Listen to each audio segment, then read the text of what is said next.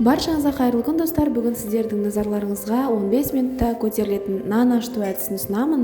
Бұл лайфхак, сондықтан жіберіп алмаңыз. Міндетті түрде видеоны соңына дейін тамашалаңыз. Әдеттегідей ең бірінші жылы суға қант, тұз және ашытқыны салып 5 минутқа көтерілуге қойып қоямыз. Содан кейін ұнның ортасын ашып, жаңағы дайын болған ашытқыны құямыз және 2-3 ас қасық сумай құйып жақсылап араластырып аламыз.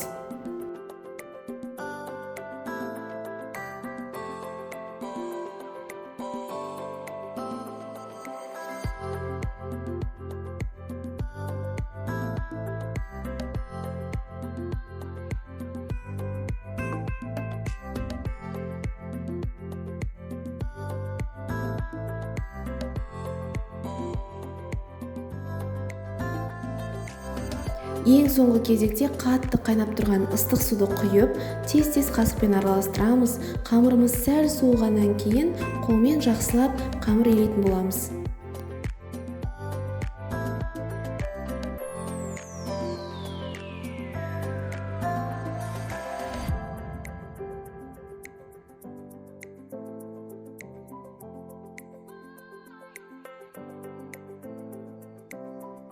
Енді дайын болған қамырымызды жылы орап, жылы жерге 15 минутқа қойып қоямыз. Міне достар, менің қамырым небәрі 15 минутта көтерілді. Енді мен бұл қамырдан бауырсақ жасайтын боламын. Қазір видеодан көріп тұрғандарыңыздай қамырдың жұмсақтығын қарасаңыздар болады. Бұл қамырмен жұмыс жасау өте ыңғайлы, себебі мүлдем жабыспайды, әрі өте жұмсақ, тез жайылады.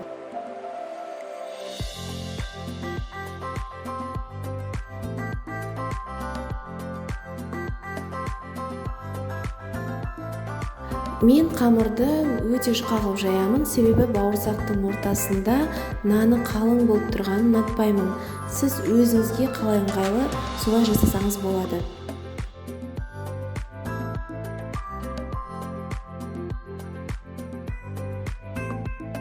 Видеоны бақылап отырған болсаңыз, бауырсақтың қалай жылдам көтеріліп жатқанын байқауға болады. Дәл осы ашыған қамырмен сіз нанды да пісіре аласыз. Пирожки немесе түрлі пигоди сияқты тағамдарды да жасауға болады. Небәрі 15 минут уақытыңызды алады.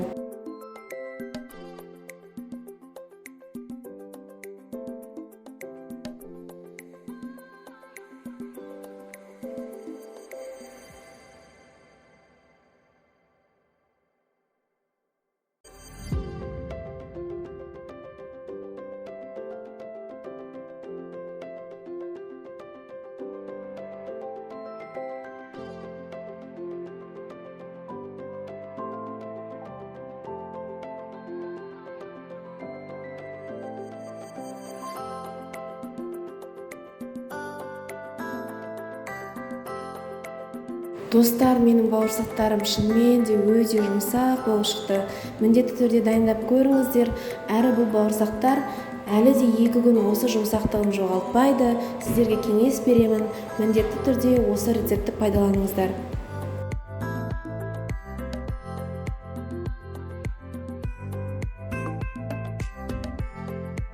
Видеоны тамашалағаныңыз үшін рахмет. Алда әлі талай жақсы видеолар болады. Лайк басып, тіркеліп қойды ұмытпаңыз.